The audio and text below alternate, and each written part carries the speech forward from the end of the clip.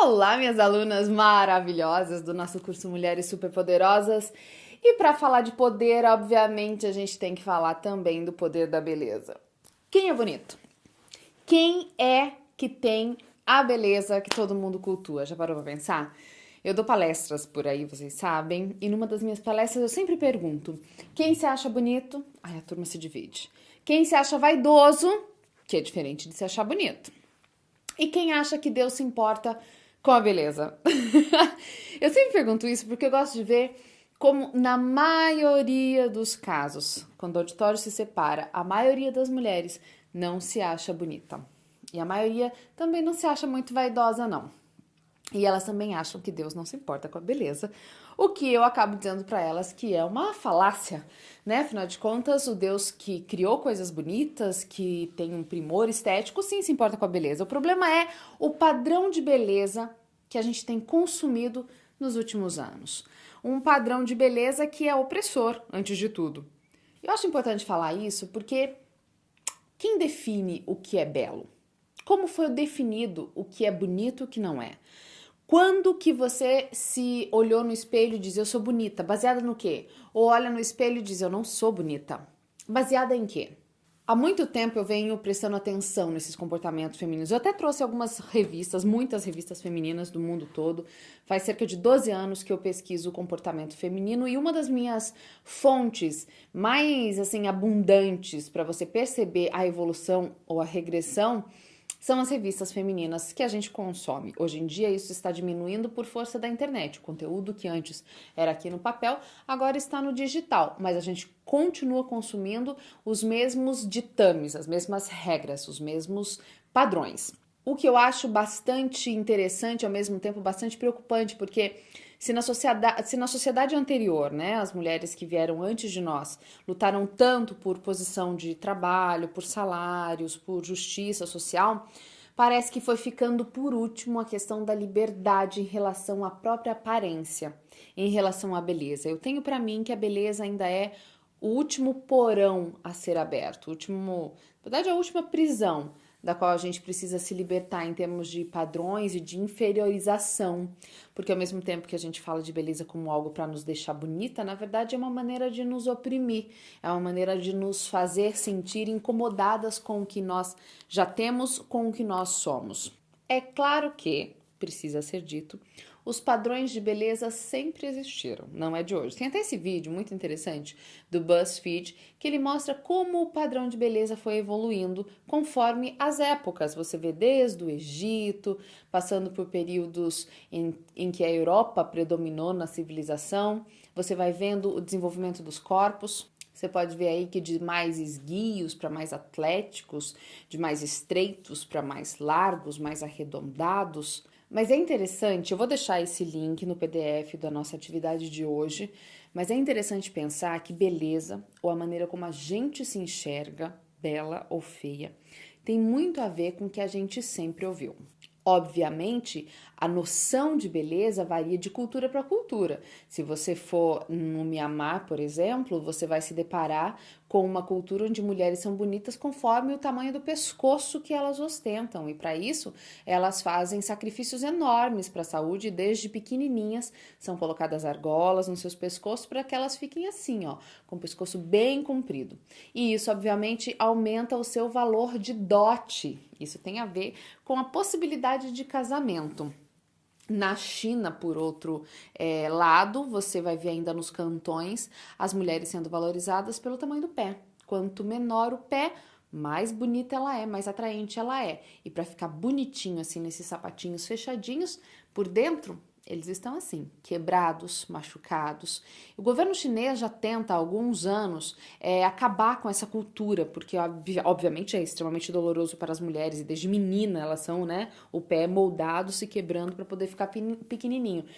Mas é isso uma coisa muito interessante também. Embora o governo faça muitos esforços no sentido de que, gente, mulheres girafa, não dá, essas mulheres dormem de um jeito diferente, elas podem morrer afogadas, né, por causa da traqueia, que, enfim, não tem sustentação do pescoço, as mulheres com os pés desse tamanho têm menos equilíbrio, uma série de limitações, isso é impor sofrimento. O governo vai lá e diz, não dá, mas a cultura é tão forte que as pessoas continuam fazendo, a despeito de já ter sido proibido oficialmente.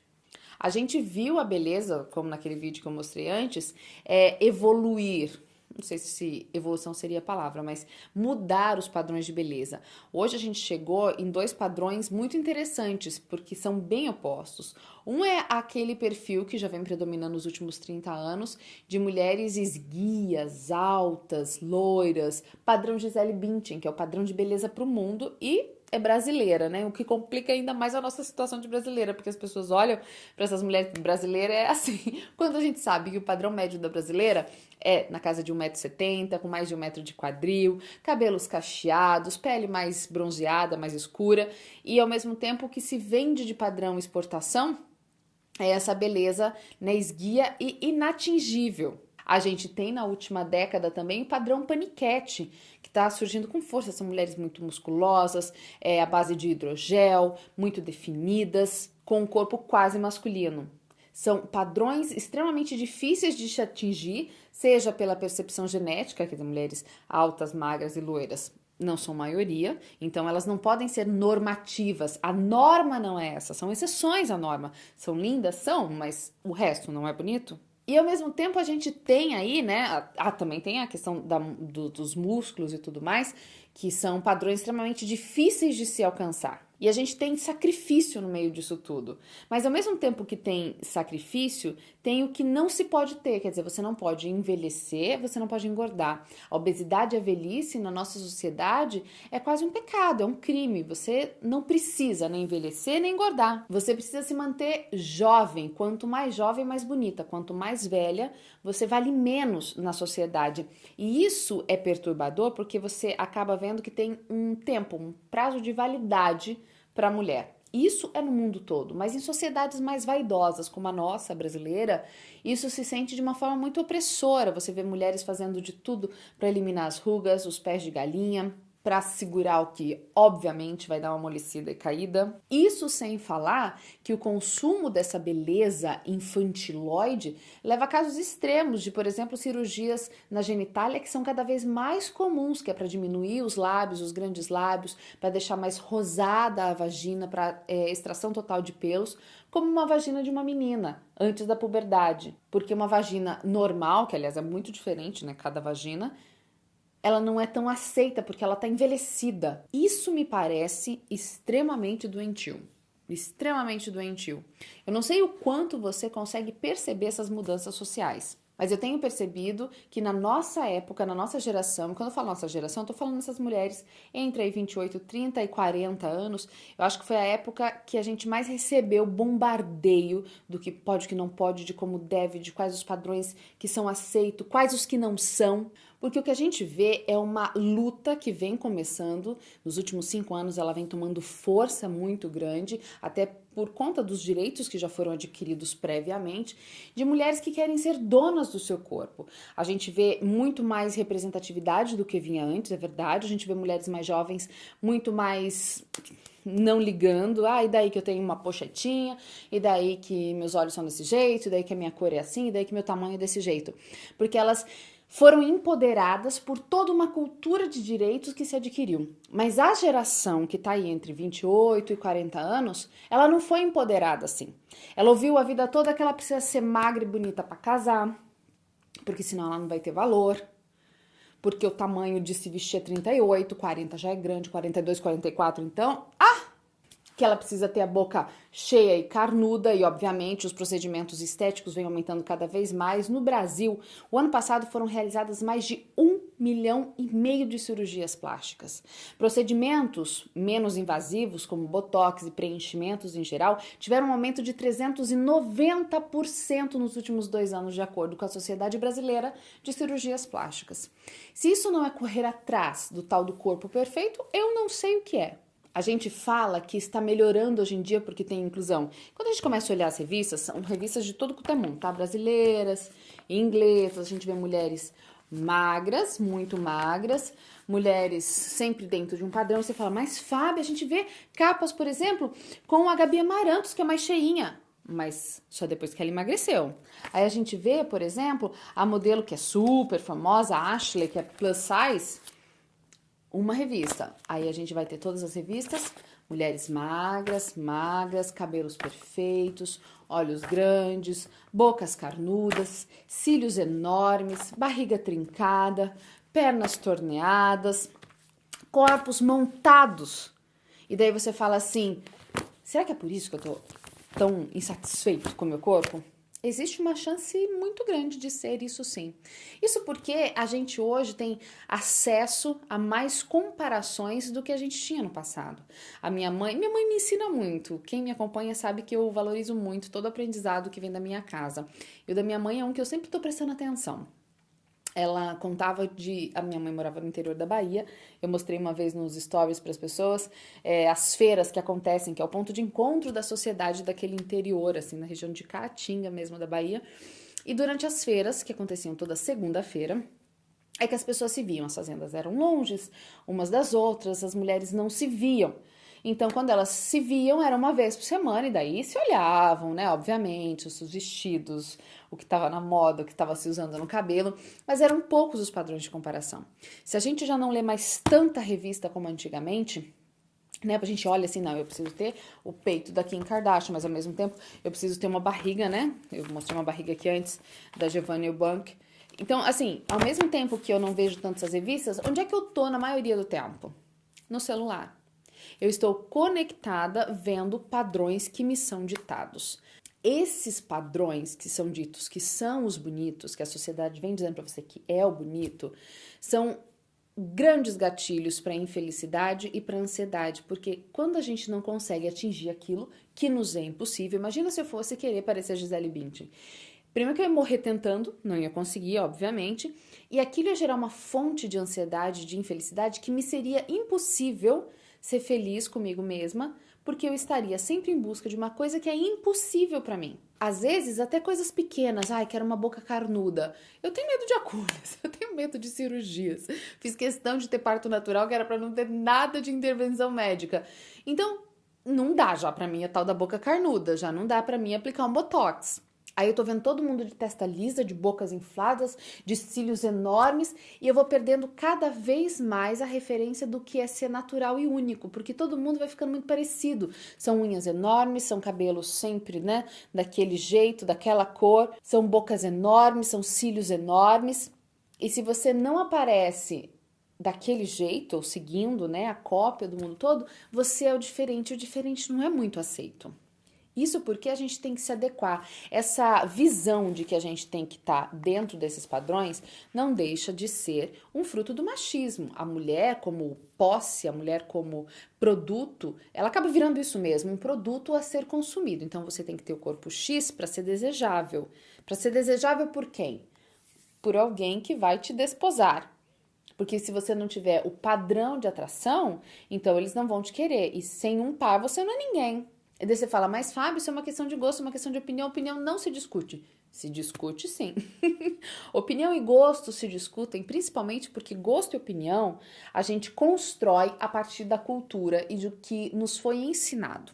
A partir do momento que eu uso o meu gosto, a minha opinião para ofender a forma física e a aparência de alguém, ainda que sem falar nada, tá? Porque hoje em dia a gente usa muito a saúde como pretexto para gordofobia, por exemplo. Ser gordo não é aceito na nossa sociedade. Estar acima do peso não é aceito. A gente não está nem falando de obesidade mórbida, que tem sérios riscos ali para a vida da pessoa. A gente está falando de estar acima do peso, de usar mais que 44. E daí a gente usa o discurso da saúde. Não, mas olha, é pela saúde. Não é pela saúde. É pela estética. E não teria nenhum prazer se esse padrão não fosse imposição. A gente usa a desculpa da saúde para poder julgar no outro que ele não está no padrão que ele deveria estar. E você vai dizer assim, pessoas magras acusam as gordas acusam as magras? Não. Porque do mesmo jeito que os escravos, no período da escravidão no Brasil, assim que eram alforriados, eles compravam escravos para perpetuar a escravidão, a gordofobia ou a acusação na maneira estética pode acontecer até com quem não tem aquele padrão. São pessoas que estão acima do peso e estão acusando a outra de estar acima do peso, porque é gorda e relaxada. E esse gordo e relaxado vai criando uma mentalidade doente na gente. Porque assim, ó, as revistas oferecem de tudo. Olha aqui, como ter um corpo perfeito em 4 semanas.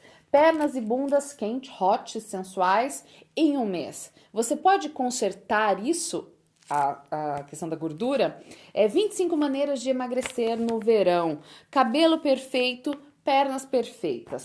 Como ter a barriga sarada em 4 semanas. Mentira, impossível. Menos 3 quilos com a dieta do bumbum lisinho. Dieta do bumbum lisinho foi ótimo. 15 maneiras de vestir um jeans e parecer mais magra.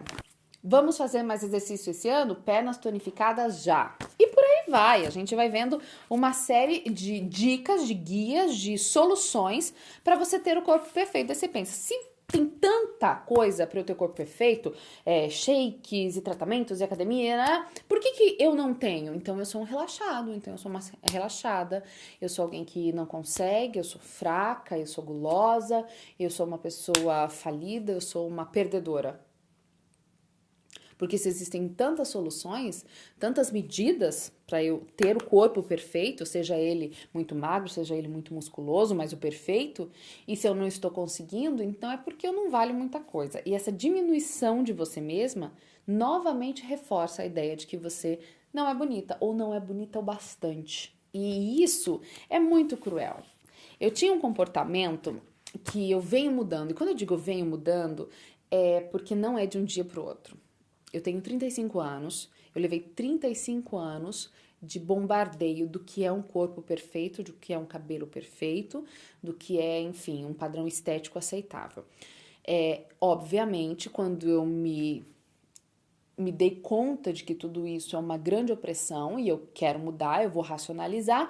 Isso não vai acontecer simplesmente porque eu quero, isso vai acontecer porque eu quero e vou tomar medidas cabíveis para isso e mudando o meu comportamento e o meu comportamento também fazendo coro com o que eu penso. Por que com o que eu penso? Porque embora os homens também sejam bombardeados com padrões estéticos, nós sabemos que isso é muito mais cruel com a mulher. Quer dizer, para eu ser magra eu tenho que me privar de comer, para ser musculosa eu preciso fazer muita e muita força além do meu natural. E é sempre um sofrimento, é sempre um esforço a mais. É como se fosse sempre uma punição para a mulher. E isso quando você tem acesso à informação, quando você tem acesso à comparação. A USP fez uma pesquisa em parceria com a Universidade de São Paulo faz uns 8 anos e eles queriam ter noção de como era a aceitação do corpo pelas mulheres na capital paulista. Uma pesquisa muito interessante, porque mostrou que as mulheres de classe A e B eram as mais infelizes com os seus corpos. Já as mulheres de classe D e E, as mais pobres, as que moravam em comunidade, eram as mais satisfeitas. Mesmo com a banhinha a mais, usavam uma leg, com os peitos murchos, levantavam, botavam um top, mostrava a barriga com banha, mostrava...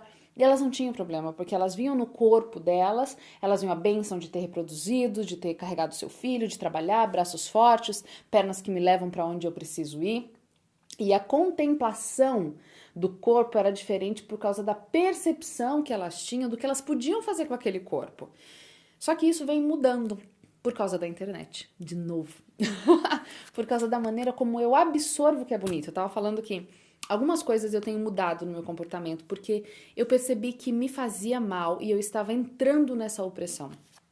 Por muito tempo, quando eu me sentia gorda, eu parava de me cuidar. Eu não passava mais cremes, eu não cuidava do meu cabelo, eu não fazia as unhas, eu não me ajeitava, porque era uma forma de dizer, se você tá gorda, você tá feia, você não merece nada, você não merece cuidado, você não merece carinho, seu corpo não vale. E é triste dizer isso, porque meu corpo vale muito. Depois da gravidez, uma das perguntas que mais me faziam com frequência era: quantos quilos você perdeu? Quantos quilos você já emagreceu depois que teve o neném? E eu pensava, meu Deus, tá todo mundo cobrando para que eu emagreça, mas não era o que eu estava pensando naquele momento. Por outro lado, começa a vir toda uma insegurança de como vai ser o meu corpo depois de gerar uma vida.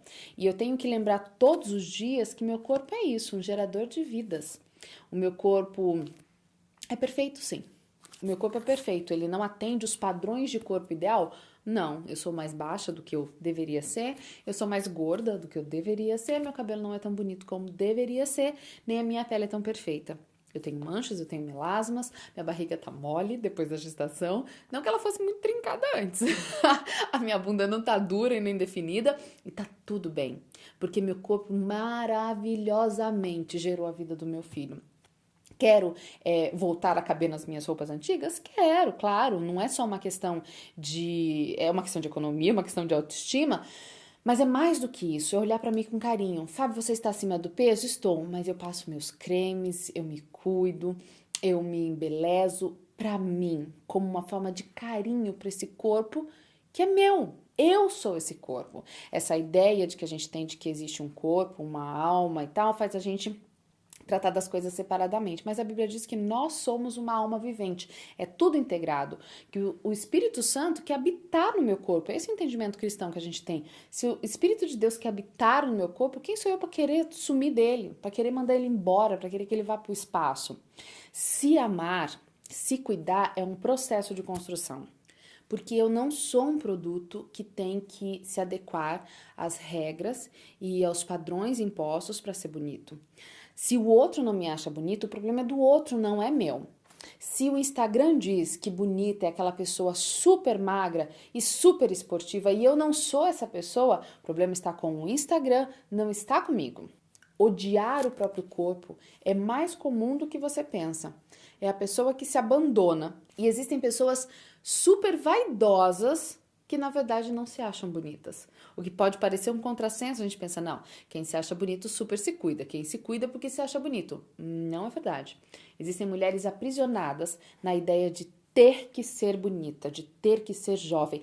Eu não acho que exista problema nenhum em passar cremes, em usar maquiagem, em se arrumar, desde que isso não seja uma opressão, desde que você não se sinta menos sem fazer isso, desde que você quer fazer dieta, quer se sentir mais magra? Que ótimo!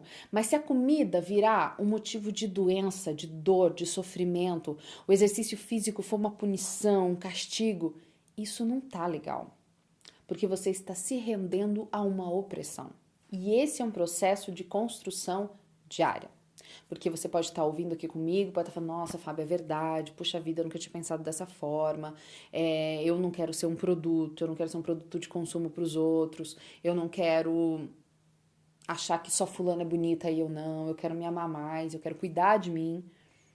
Mas você precisa tomar medidas no seu dia a dia para você se proteger, porque uma coisa é a racionalidade, é o que a gente está fazendo aqui agora. A gente está falando, a gente está mostrando coisas, a gente está dizendo, e daí a gente chega à conclusão de que é verdade, é isso aí mesmo, não quero mais atender essa expectativa. Só que daí o que você vai consumir? Essas revistas, aquelas novelas, aqueles filmes, aqueles perfis no Instagram, aquela rede de consumo que já está toda organizada para fazer você se sentir inadequada. E uma vez eu brinquei com as meninas que às vezes a gente tinha que parar de seguir gente tão bonita e começar a seguir gente mais feia. Era uma brincadeira, obviamente, mas tem lá o seu ponto de verdade. Quando a gente idealiza aquele padrão, só segue aquele padrão, a gente não vai ver a nossa representatividade. Quantas mulheres acima do peso estipulado normal você vê mostrando seus corpos de biquíni nas redes sociais? Quando a gente vê algumas aparecendo dizendo eu amo meu corpo, é assim mesmo, um monte de gente ou apedrejando ou dizendo é isso aí, dando força. Porque isso não é o normal. Não adianta a gente ouvir discursos se a gente não tomar atitudes diárias de proteger as nossas emoções para proteger aquilo que a gente pensa da gente mesma. E você merece se sentir bonita. Você merece descobrir que você é única. Você merece se olhar no espelho e valorizar o que você tem. Eu não tô dizendo que você vai se achar linda do dia pra noite, você vai cair nessa aula e vai olhar e vai dizer, quer saber, sou linda. Não é assim. É um processo de construção. Porque quando a gente para pensar uma vez, uma deficiente física, uma cadeirante, a Fernanda, me deu uma lição, assim, que foi um tapa na cara com a maior classe do mundo. Eu tava num congresso e eu falei assim, bom, você não gosta da tua perna? E se você não tivesse a sua perna? Eu escrevi isso num livro meu. Falei, se você não tivesse a sua perna, tem tanta gente que não tem a perna e gostaria muito de trocar de corpo com você. E você aí achando seu corpo ruim, minha perna é gorda, então arranca a perna. Meu braço é roliço, arranca o braço. Esse era o meu discurso. Aí no final a Fernanda veio, a Fernanda é deficiente, ela sofreu um acidente e ela perdeu a perna. Ela tem uma prótese, ela tá lutando para ter uma prótese melhor, mas é uma prótese rígida. E ela perdeu metade do braço. Tem 2 filhas, mora em São Paulo e no final da palestra ela falou assim, olha, só uma coisinha, Fábio, eu queria te dizer, eu não tenho a perna e não tenho o braço e não, eu não quero trocar de corpo com você. E eu olhei e vi que ele sem graça, porque você fica, né? Porque a nossa tendência é achar que as pessoas que não estão no padrão são menores, não têm a capacidade total delas. E a Fernanda tinha muita capacidade. E ela disse, não é porque eu perdi a minha perna que eu quero trocar de corpo com você. Eu amo o meu corpo. E aquilo foi um soco no estômago, vamos dizer assim, que todo mundo entende. Porque eu percebi que não se tratava de ser perfeito para se amar. A condição para a gente se amar e para a gente ver o belo na gente não tinha a ver com perfeição, com atender os padrões. Tinha a ver com um padrão mental que eu estabeleço para mim mesma. Com exercícios diários que eu faço, com as proteções diárias que eu tomo para não ser bombardeada. Bombardeada eu serei de alguma forma, né? Mas para não ser atingida. São os escudos com os quais eu me protejo de me sentir deslocada, feia. Tem um livro muito interessante, que aliás é a dica do PDF que tá aqui. Eu vou botar alguns trechinhos dele para vocês, mas vocês podem adquirir. Ele tem em algumas línguas. É o livro O Mito da Beleza. É um livro que já tem quase 30 anos de publicação. Eu queria ler um trechinho para vocês, que está na página 363 desse livro. Diz assim: o problema com os cosméticos existe somente quando as mulheres se sentem invisíveis ou incorretas sem eles. O problema com o trabalho fora de casa existe apenas quando nós nos detestamos se não trabalhamos fora.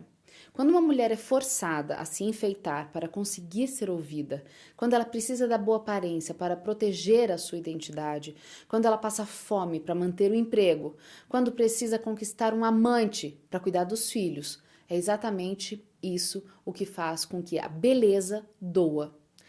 Porque o que incomoda as mulheres no mito da beleza não são os enfeites, a expressão da sexualidade, o tempo gasto se arrumando ou o desejo de conquistar alguém. Muitos mamíferos se arrumam e em todas as culturas se usa adornos e enfeites. Não está na questão o que é natural ou não natural. A verdadeira luta é entre a dor e o prazer, a liberdade e a obrigação. Eu acho forte você pensar que muito do que a gente tem como bonito, como elogio, na verdade é uma forma de te prender, de te oprimir. Eu acho cruel a gente pensar numa sociedade onde os apresentadores do telejornal mudam conforme a sua idade. Quer dizer, o homem pode ter cabelos grisalhos, mas a mulher tem que ser sempre renovada para ser sempre jovem ao seu lado. Eu acho cruel uma sociedade que diz para você que a sua barriguinha não é bonita. E daí você vai passar a vida com dietas extremamente restritivas, infeliz, porque você precisa atender a um padrão que não é seu. Eu não digo se você quer, tudo bem. Mas e se você não quer? Você vai viver infeliz porque não se adequa? Ou infeliz porque está tentando buscar esse padrão? Essa infelicidade não combina com os nossos superpoderes. Você é bonita, porque você é única. E não tem nada mais atraente do que uma mulher segura de si. Só que isso não vai acontecer do dia para a noite. Amar o seu corpo e descobrir a sua real beleza é um exercício que você vai fazer a partir de agora todos os dias. Principalmente para detectar se não tem vilões, se não tem armas por aí apontadas para você para fazer com que você se sinta feia, inadequada, baixa demais, alta demais, gorda demais, magra demais. Se você está sendo bombardeada, você tem que perceber isso. Você precisa proteger para dizer, ops, alto lá. Eu me gosto assim. Eu vou cuidar de mim, mas não porque eu quero casar. Não porque o outro precisa me aceitar. Não para minha mãe parar de dizer que eu sou gorda e tenho cabelo ruim. Não para fulano. Não. Você vai fazer isso porque você se ama. Assim como a Fernanda, que embora não tivesse perna nem braço, ela não queria nem um pouco trocar o corpo dela comigo, porque ela entendeu que a perfeição está nela e na mentalidade dela. E não no que as pessoas estipulavam que devia ser. Veja, os padrões de beleza sempre existiram. E geralmente colocam a mulher como produto.